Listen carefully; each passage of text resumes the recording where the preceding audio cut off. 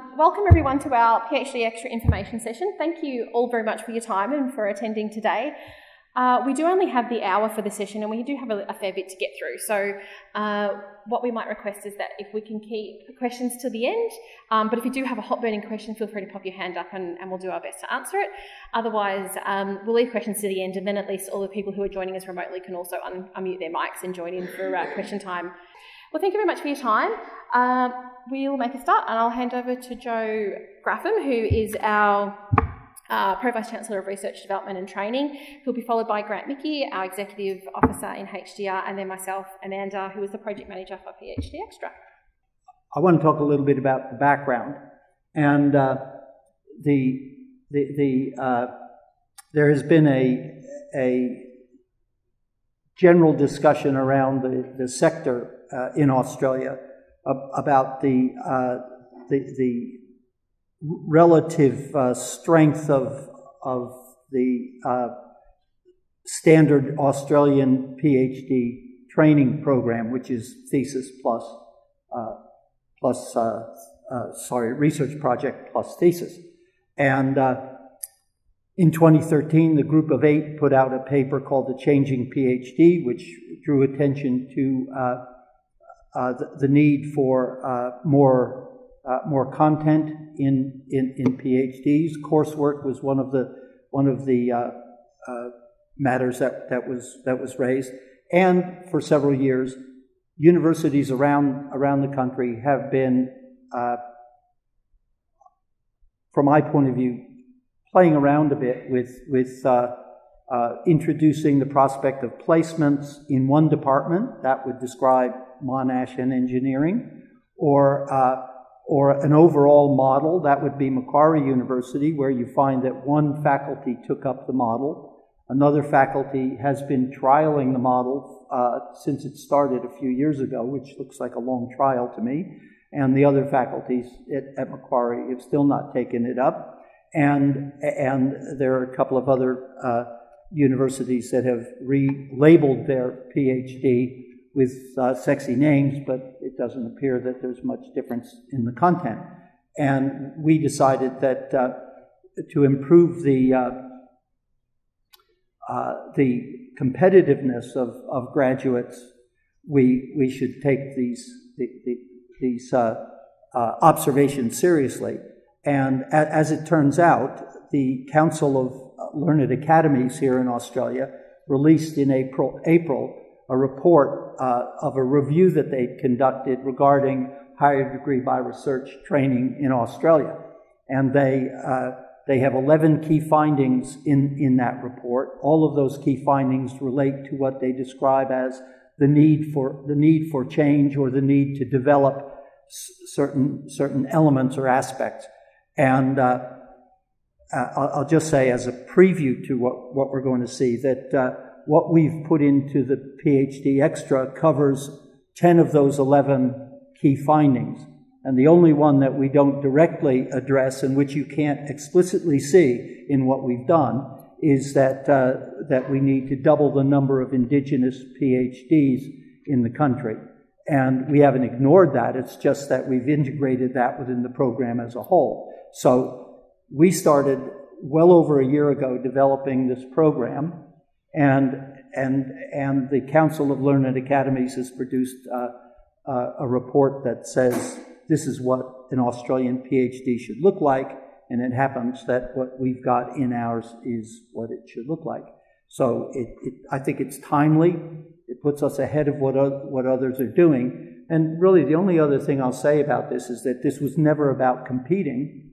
It was really about some of what you see on the top of this slide, that it was about moving the concept away from supervisors managing projects to being active agents in developing the next generation of professionals. And our focus has been on providing an enhanced learning experience. And my own virtually sacrilegious position on this at this point is that we aren't really here about jobs. It isn't about job creation. I don't see the university as a factory for for producing units that will be consumed by employers, not at any level, not at undergraduate level, and certainly not at doctoral level. To me, this is about enhanced learning experience. And that's been driving this exercise from the outset. So some of the points here at the bottom, that all higher degrees by research are and remain individual courses of study. So what you'll see in the presentation is the elements of the program. Virtually all of them are optional, and an individual with the support of supervisors can fashion a course of study for themselves that is really highly individualized and helps to meet their needs, hopefully better than what the existing program does. And there's an element in here that we're trying to improve the breadth of knowledge and also the depth of knowledge. So it's got an element of trying to develop generalized, transferable professional skills, but also to allow a kind of a deeper understanding of discipline-based skills. So what we're going to talk about today is a range of things. We'll talk a bit about the coursework and all the skills that can be built into, the additional skills that can be built into the PhD. We'll talk a bit about placements. There's some candidature management improvements that we're trying to introduce. And it's also about easier access to the information for both about PhDs, for both the student and the supervisor. And when I talk about PhDs, I really mean all higher degrees by research. PhDs happen to be the form the vast majority, but this program applies to everybody. Okay, so it's going to go live on the 31st of October, and the way it affects people is that any new student who commences their candidature from that date will be part of the PhD Xtra program, and they'll have to comply with the requirements of the program, which are relatively minimal, and we'll talk about them. For current students, however, and I assume most of the people in the audience, most of the students will be current students, you have the luxury that basically of opting in if you want to. So it's not compulsory. You can choose to do it if you want to, and we hope that you'll see some benefit in it and actually will opt in. So this slide just gives you a breakdown of the differences between the two types of student, both the new and the current. And as I said, for new students, it's pretty much they have to do all those things that are ticked there. Like the individual learning plan, the portfolio of assets, which is the product at the end of candidature, which shows that the students acquired some additional skills and knowledge. Research integrity is common to all groups, and that's something that's been in place for some years. And the HDR Research Induction, that is the induction program that Deakin Research runs, which is going to be mandatory for new students, but it's always been optional for current students. And so, as I said, with the current students, you can opt into the individual learning plan if you want to. We hope you will. We hope you see some benefit in that, but it's really your choice. Coursework, it will be compulsory for the new students, but there's nothing to stop a current student doing some coursework if you think there's something that you could benefit from.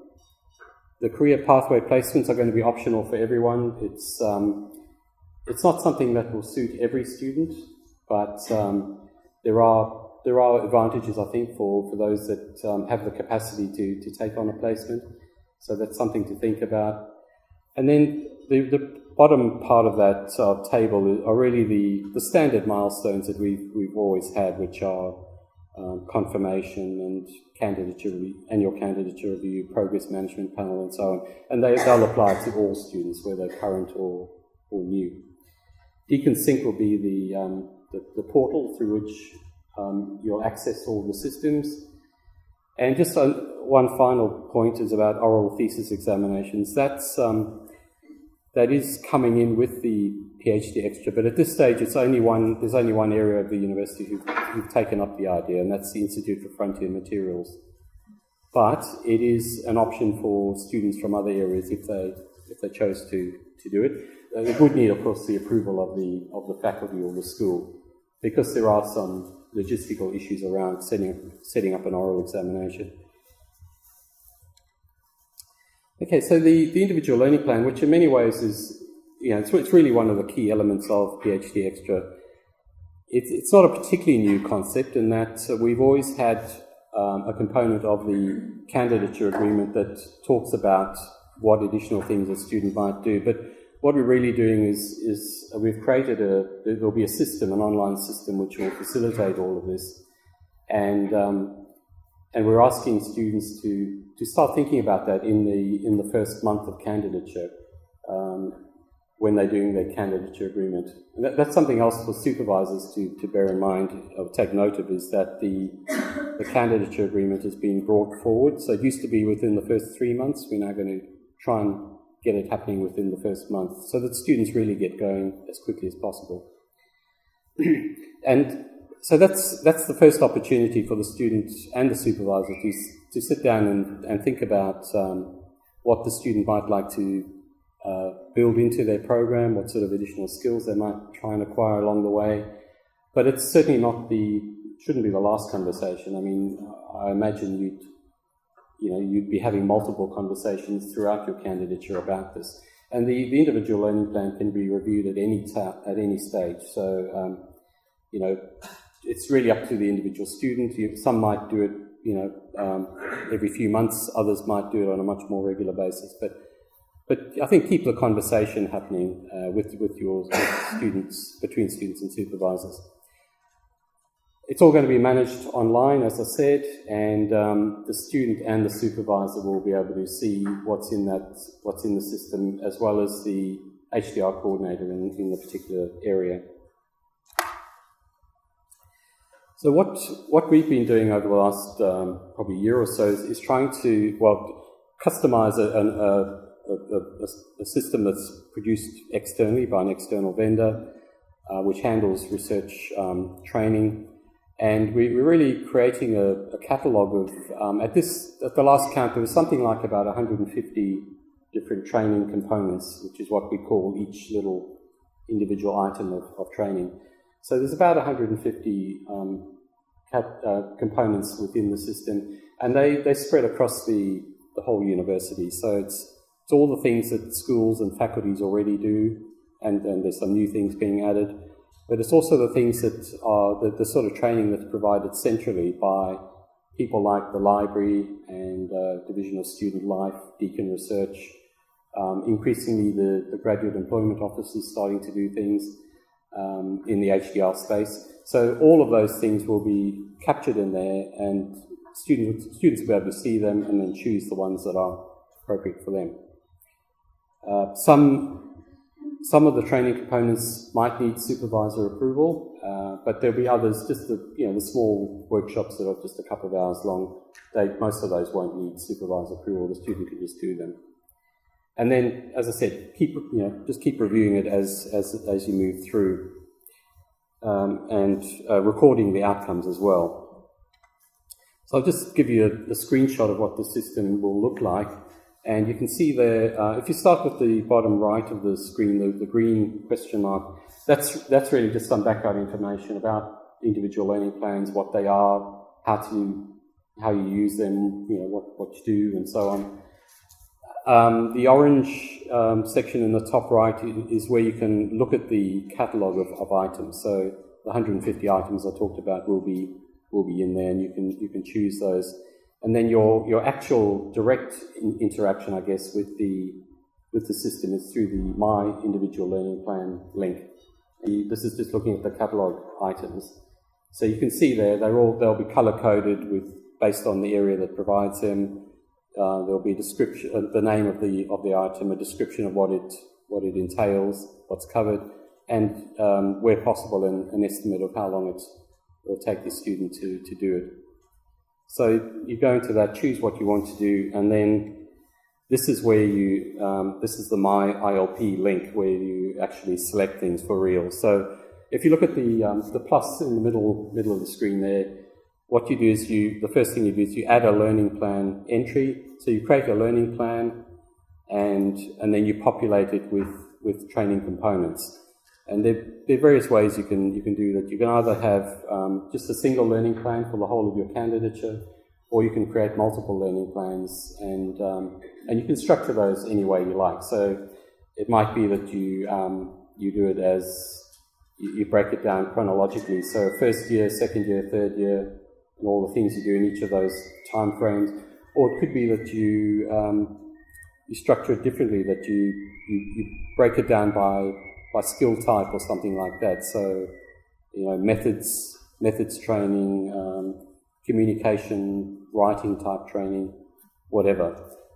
So it's pretty flexible, and you can really set it up as you wish. And as I said, you can just bundle everything into one plan if you prefer. And then you can, at any stage, you'll be able to click on the report link and see where you're up to with your various training components. In this example, we've just got two items listed there. But I imagine as you move through candidature and as you do more and more training, you'll have quite an extensive list potentially. With the training components, you'll see on the right there, it talks about upload proof of learning. That's one of the things students will need to do is when they've completed, they'll need to upload something that shows their completion, which could be a certificate. So if the training provider issues a certificate, they could just upload that, or it might just be an email saying, well done, you finished the such and such training, and that's fine. Then that's the evidence of completion that the supervisor and the coordinator can see. And then at the end of the student's candidature, they'll come out with a portfolio of assets, and it's more of a concept than a single entity, because there'll actually be multiple components to this. If you think of it as like a two-tier set of documents, you'll have the high-level training will go into what's known as the Australian Higher Education Graduate Statement, or AHEG Statement. And if you don't know about that already, it's something that's been around for probably 15, maybe even 20 years within the Australian higher education system. So every degree within Australia has an AHEG statement, and it's a standard format which talks about the institution providing it, the degree, what the student had to do to get in, what they had to do during the degree, how long it took, etc. So the PhD, for example, will talk about the fact that it's a research training program, it's developing the person into an independent researcher, and it's a supervised program which takes about 4 years full time with external examination, all that sort of thing. And we're going to add a section to that which will reflect the high level training that students do. So the things that where there's actual mastery of the skill. So and we talk about it, there needs to be a minimum of 20 hours work that's gone into that. And then all the kind of lower level training, just the couple of hour workshops, they'll just go into the individual learning plan report, which will just list everything that the students completed during their candidature. Moving on to the coursework. All students will need to, all new students coming in under the Xtra program will need to do at least one unit of coursework. It's a bit different in the Faculty of Business and Law. They've set a minimum of, for most of the departments in Business and Law, it's between 3 and 4 units of coursework, but I believe Economics is actually going to make it 6. So they do it a little bit differently. But for Arts in Education and the Institute of Career Education, they have a unit called Essential Frameworks of Research. And the Faculty of Science, Engineering, Built Environment, Institute for Frontier Materials, and the Institute for Intelligent Systems Research and Innovation, they have a unit called Academic Writing and Communication. And those 2 units across the top they're different, but they have a similar kind of objective, which is to get the student to the point of submitting their confirmation document. So it covers all the foundation aspects of research and gets the student writing and then able to submit a confirmation document. In the Faculty of Health, they've gone for a different approach where pretty much focusing on methods, and the choice of the unit that the student will do will largely be determined by the school that they're in, and possibly also by the type of project. So, if they're doing a qualitative project versus a quantitative one, they'll choose a unit appropriately. And as I said, business and law has a greater requirement in terms of coursework units, and there are some common units across the faculty, but there are very discipline-specific units as well that students will do. Just there's an asterisk at the bottom of this bottom of the slide there about a few programs that are a little bit different. So we have the Doctor of Psychology, we have a couple of Master of Philosophy courses, and there's something called the Master of Science Research within the Faculty of Science, Engineering, Built Environment. They already have coursework, so this doesn't affect those programs. We're not imposing additional coursework on those students. The research induction is what Deakin Research provides to students, and we're making that a mandatory requirement for new students because we think there's benefit in knowing about some of or certainly knowing about the candidature milestones that the student's going to need to go through, just giving them a brief overview of policy and procedures. We talk to them about building the relationship with their supervisor and so on, and also talk very briefly about the need for ethics approval and who needs it depending on their project. So at the moment, the induction is delivered as a 3-hour workshop, but we're also going to shortly have an online option available as well. So that'll make it a bit more flexible for students, particularly those who are off campus. And so students will either do the 3-hour workshop or look at the online materials, and then they'll do a quiz. Everyone will need to do a quiz, which it won't be terribly onerous, but just something that demonstrates that they've actually learned something and engaged with the material. So that's a new addition to the through the PhD Xtra program. The research integrity training is something that's been around for a number of years now. And again, there are a few exceptions. The Doctor of Psychology, the MSc Research, and the MPhil, they have their own induction, so we're not imposing this on their students. And then career pathway placements is another important aspect of PhD Xtra, and this is an opportunity for the student to go out and do something different, or go out and work somewhere, and it could take. It's somewhere outside the university. It could take many forms. It could be going and working with an organisation. It could be working in somebody else's, in a research laboratory or an archive somewhere. It could take many different forms, and the rules say that the placement can be for up to 6 months. But that's obviously quite a significant chunk of time, and I'm expecting that most students will probably do something a bit shorter, maybe 3 months, maybe 4, but something that's not going to take too long, because bear in mind that this is part of the candidature time, so the candidature clock will be ticking, and the student needs to be able to fit this in without blowing their candidature timeline out too much. You could either do it as a block, a single block, or multiple blocks, I suppose, or you could maybe do it on a weekly basis, just a day a week or something like that. It'll depend on what the placement provider can accommodate. There are a few other rules around placements. It shouldn't be done in the first 12 months, so it needs to be once the student has actually completed their confirmation, and it should also not be done by a student who's struggling, so the student needs to be making satisfactory progress. For some people, the examination phase could be a good time to do a placement. That's where you've basically got at least 3 months. So the average examination takes 3 months. Some of them take slightly longer. So there's a block of time that could be used if if you don't have other plans. That's an opportunity to do a placement that doesn't impact on your candidature time. As I said, it is part of Candidature, so the student won't be on intermission. The clock will be ticking as per normal. The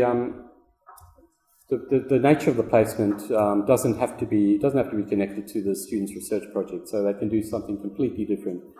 It's really, I guess, it's where they see some opportunity, they see some advantage in making a connection with an employer or some other group, and just want to do something that will broaden their range of skills and knowledge. And all of this, the placement will be recorded in the individual learning plan, like all the other training components that the student does, and the outcomes will be uploaded there as well. What else? I guess just to finish off by saying that the university will try to facilitate the organisation of placements, and we do have an arrangement with a group who are already doing that, and they're going to expand that program quite significantly. But it's quite possible that a lot of students will need to find their own placements as well if they want to do it. So where possible, Deakin will try and organise it, but it may be necessary to go and find your own. And I guess you'd probably be using the supervisors' networks for that. I might leave it at that and hand over to Amanda. That's great.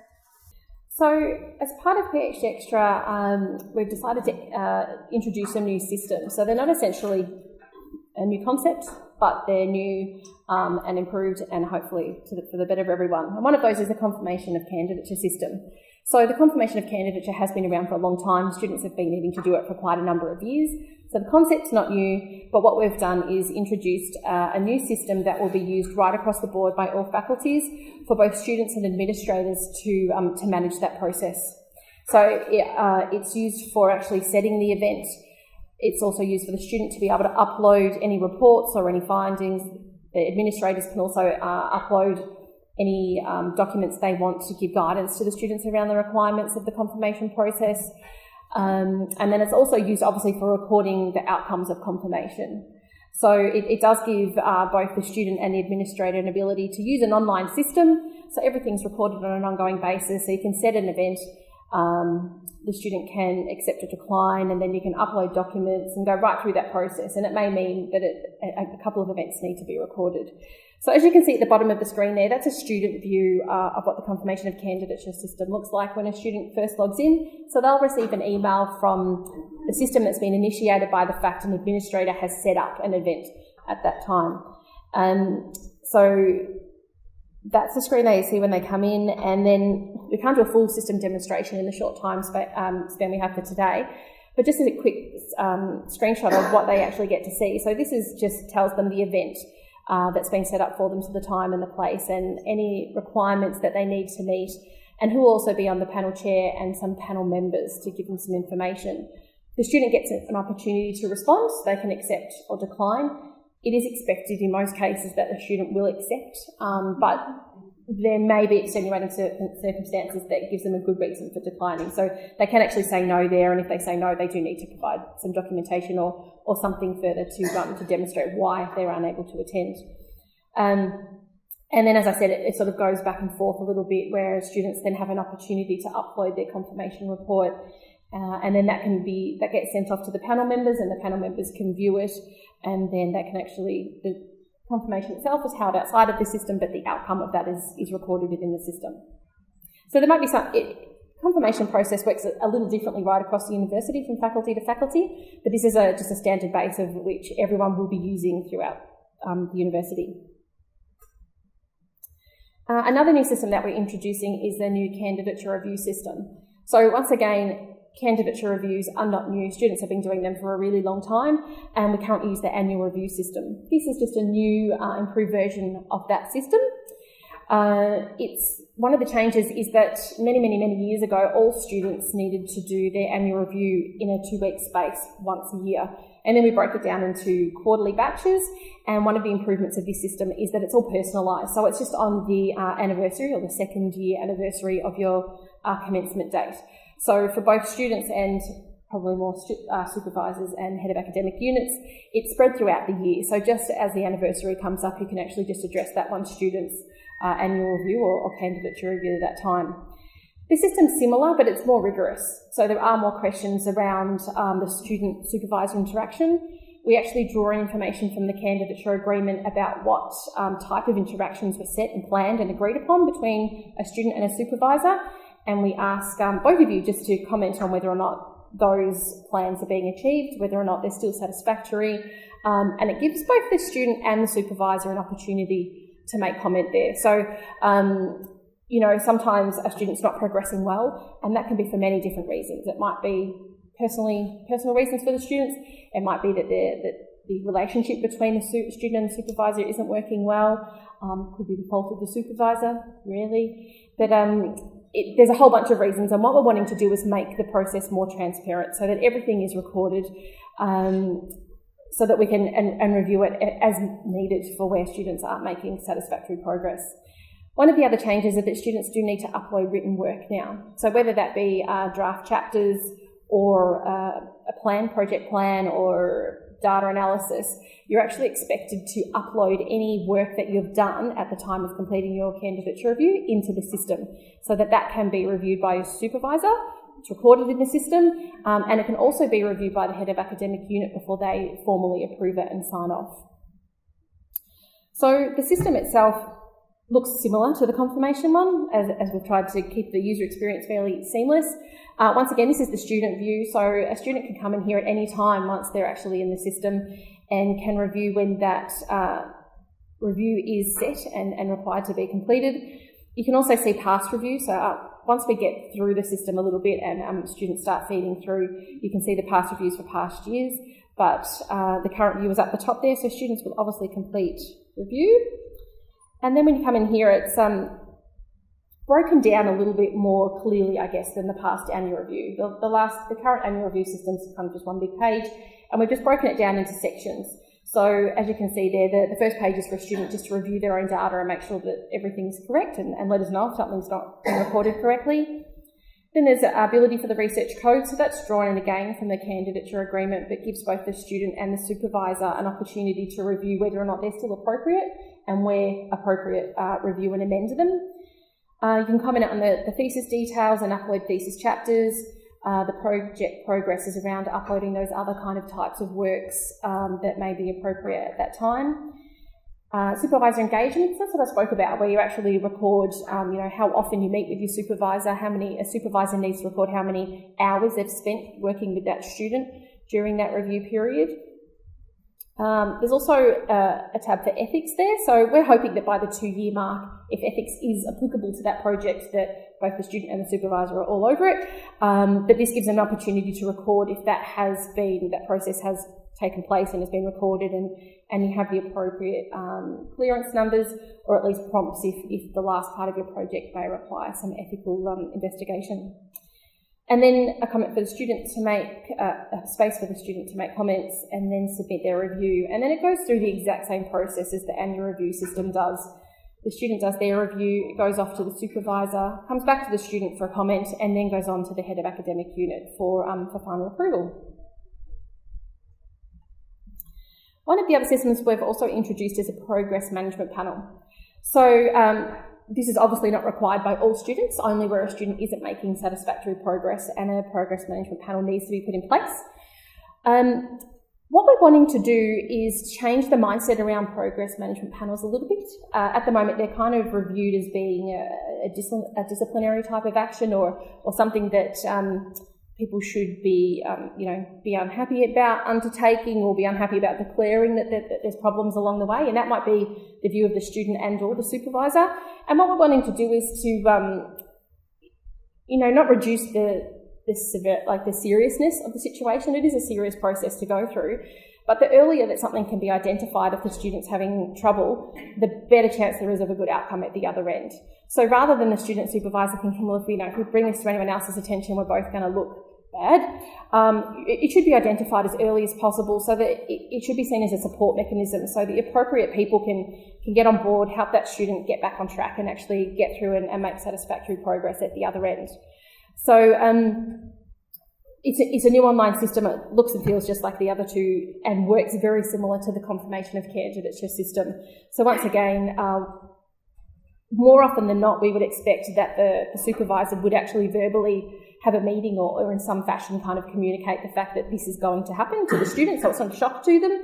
But then they'd get a system-generated email notifying them that they need to come here and actually have a look at the event details and then respond once again by accepting or declining. And the process works similarly. The forever review that takes place, there are some cases where there needs to be multiple reviews so they can get to the end and actually set some good plans in place. And so the system is used in the same way for that as well. And is used right across the board. All faculties, schools will be using it. Now, as Grant mentioned earlier, one thing we wanted to do is that we're very proud of all of the systems that we have for HDR students here at Deakin, but we also are very aware that they're found in a whole bunch of different places and through a whole bunch of different websites, and we wanted to make that easier for everyone involved. So we thought that the obvious place to do that is through DeakinSync, but what we did find when we went to DeakinSync is that the HDR cohort wasn't really considered as a profile when it was first developed. So we've actually developed a HDR student profile in DeakinSync. So for those of you who use it at the moment, you will be seeing, generally speaking, an undergraduate view, and what we've developed is a HDR view. So when you log in, and I'll show you in a second, there are some different tiles and stuff in place, and we've done a complete analysis of the system and contextualised all of the information in there so that if you click on something, it's going to tell you what you would need to know as a HDR student, not as a first-year undergrad student. But we've certainly left a lot of other information that's just relevant to you as a student at Deakin. So, things to do with campus and buses and all those sorts of things. We have also improved the view for supervisors. So at the moment, supervisors have an ability to go through DeakinSync and look at their students' information, and we're improving that information as well so that they can have some system access points and actually view the information in an easier kind of format. And we're also doing the same for faculty administrators. We're going to have a page for any of those who might be in the room where they can access all of these systems kind of in one place so that it's just a one-stop shop. You know where to come to. You can make it your home page. You can come here every day and find the information you need for research training and for candidate management needs. So this is just a quick view of what it's going to look like. As you can see in the featured section there's two new tiles, one to do with my candidature and research training. They'll be there for a short period of time while it's a new thing, just so people get used to what it is. But the main 2 points that you'll use on an ongoing basis are in that horizontal menu in the middle, and to the left there, my candidature and research training. So some of the other things we've done is that HDR students they're not a typical undergrad student. They're more professional. They're somewhere kind of between staff and student. So we've added some extra things in for you guys. The My Day, a normal undergrad doesn't have the My Day, whereas staff do, because we know that you guys work more on a calendar basis rather than, meeting lecture times and things. And we also have the Deakin people in the Cloud Deakin, because some of our staff students are on scholarships and need to access the HR databases and stuff to manage their information as well. If we go into the My Candidature, this is what it will look like. So essentially each of the tiles here does two things. The top link will provide you a link to the system to do that thing. So if it's a candidature agreement, the top link will take you off to the candidature agreement system. And then the secondary links will take you to our website or information to support how to complete that system or what that milestone's about, and so on and so forth for all of them. So there's one for the confirmation system there, for annual reviews, the examination system. One of the new things that we've done for students is that there is a system called, what we call Candice, which is essentially a funky web view of our main database that we use in Deakin Research. And administrators and HDR coordinators and staff supervisors have had access to it for quite some time. And we've created a student view so that you can actually see, as I said, it's a web view, but of the data that we have recorded in our system. So for any reason something's not displaying as you understand or expect it to be, that you can certainly let us know, and we can help each other maintain data and make sure that everything's accurate all of the time. So in the top left there, the My Candidature profile, that will link off to that information. And I don't have the information here. Once again, we don't have time for a full demo, but it just lists all of those real main milestone due dates or completion dates, as well as a little system link as well. So if you are in there and you find that something's due or you want to check something out, you can go straight into those systems. If we go into the research training one, this will just give students the ability to link off to the types of activities that are available around Deakin. So there'll be a link to the training components within the individual learning plan, but then there's also a tile that links off to those main central bodies that Grant referred to earlier, and the types of training that they offer, so that you can go to the web pages and actually review what that information is. We also have some other links here which aren't displaying at the moment. There's the one for the policies and procedures, that's there. There is a Turnitin. So at one of our first sessions, someone kind of said, how about a Turnitin tile, because most students need to use that at some stage. So that will be there when we go live. And in this space, there'll also be depending on who you are as a student, when you log in, there'll be some extra tiles based on your profile. So if you're a business and law student in the School of Law, and depending on what each faculty has chosen, there's a faculty tile and a school tile. And so that takes you off to those kind of relevant places they display just for you. So when you log into DeakinSync, it essentially does a check of your profile, checks if you're a staff or a student, which campus you're on, what faculty you're enrolled in or aligned to, and displays information based on that. And so there'll be additional tiles that aren't displaying for me because I'm not a student in that space. So there'll be other things in there as well. And we're hoping that this space will just develop as students start to use it, and the faculty kind of finds other ways of making the information easier to find. Okay, so finish with the systems. One of the last new kind of features of PhD Xtra is the introduction of the oral thesis examinations, which Grant spoke about briefly earlier. So the oral examination is an oral defence of the written thesis. So a student does still need to write a thesis under the new program, and if they are required to do an oral. Essentially the process works exactly the same. A student writes a thesis, it's reviewed by at least 3 examiners. They provide some feedback around that, provide a report, and then where the student seems to be on track or will complete it successfully, and where required, a student will undergo an oral thesis examination. So that just means that there is a private event held in a room that consists of just the student, a panel chair, a support person, and the examiners in attendance, where they can actually examine the student and just check that that the understanding and the knowledge that they've put into the thesis is their own work. There is a minimum requirement that 1 examiner attends on the day, so not all 3 have to attend. That's a lot to do with logistical reasons. Obviously, a lot of our examiners are international, and flying everyone in just wouldn't work. But with the technology of today, we're looking to make it something so that regardless of where each of these people are located, whether it be here in Australia or internationally, that everyone can attend. And so there'll be at least 1 examiner in attendance, but all 3 may, and all 3 have the opportunity to actually submit questions that can be asked by the panel chair on behalf of the other examiners. The final process is the same as it still is. So the final decision is made by the thesis examination subcommittee. So once the written thesis has been examined and then the oral is conducted, all of that information goes back to the thesis examination subcommittee, and they make the final decision of what the grade is that's given to the student. That's how it currently works, and that's how it'll continue to work. So it's just an extra element in there. As Grant mentioned, the Institute for Frontier Materials at this stage are the only group that are actually going to make it a requirement for all of their students to undertake an oral. But we believe that as people start to see the benefit of what an oral can offer to a student, that there will be other groups, schools, cohorts, courses that jump on board. And it doesn't mean that all other students are excluded. Any student can undertake an oral thesis examination at their request, so long as they have the support of the academic unit. I think that covers everything there. So just to do a little bit of a recap of an overview, because we've given you a wealth of information today, and it can be a little bit hard to get your head around exactly how it all works.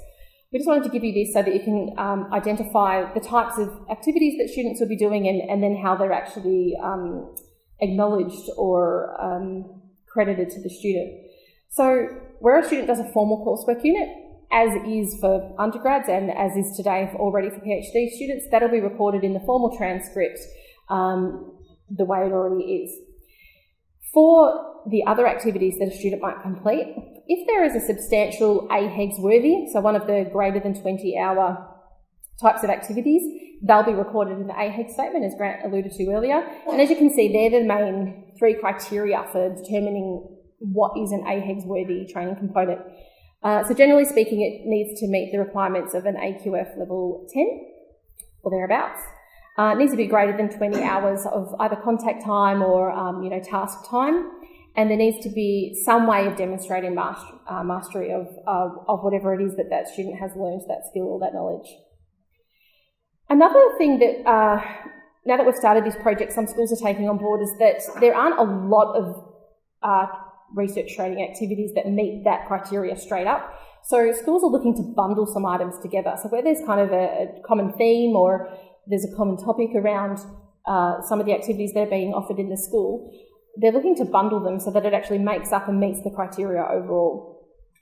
None of those exist, I think, as we speak, but because it's something that is on offer, essentially, the schools and faculties have gone away and trying to think about what kind of items relate to each other and what could be put together so that the students get the credit through their AHEGS statement. So where those are on offer, they'll also be recorded in the AHEGS statement. And then all of the other activities that students do that are recorded in their individual learning plan and are signed off by the supervisor and validated that they did undertake it and they did complete it, they'll be available through the report that can be exported from the ILP, which Grant talked about earlier. So there's 3 ways of kind of getting that acknowledgement, but either way, it's a way of Deakin formally saying, yes, the student did do these things, and we can validate it, and then hopefully that gives students a sort of a better chance to actually demonstrate their learnings of their time here at Deakin to their prospective employers. And that's pretty much it. So there is a new website coming, which we actually are hoping will be launched today, a new promotional website. There'll be a banner go on our future students, so not our current student, but our kind of public-facing future students website. There'll be a banner on there that'll link off to the promotional site. As I said, it should be uploaded today, hopefully, and it has a lot of information around, recaps all of this type of information with a little bit more detail. So it will be available soon. And the other thing is that if anyone does want to contact us after today, that you can contact us via that email address, or if you know us, contact us directly as well. So thank you very much for your time. I know it's a lot of information. I'll open it up to questions. Does anyone have any questions?